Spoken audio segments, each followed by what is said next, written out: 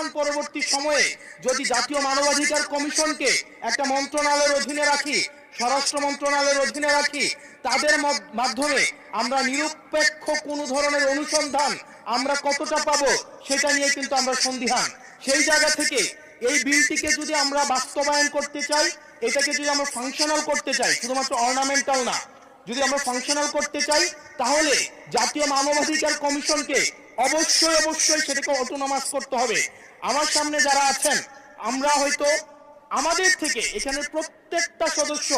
নির্যাতন, নিপীড়ন এবং তাদের যে পলিটিক্যাল রিপ্রেশনের মাত্রা শত সহস্র গুণ বেশি।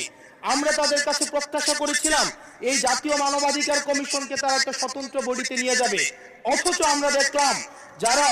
সবচেয়ে বেশি নির্যাতিত হয়েছে, নিপীড়িত হয়েছে, তারাই এটাকে একটা মন্ত্রণালয়ের অধীনে রাখতে চাচ্ছে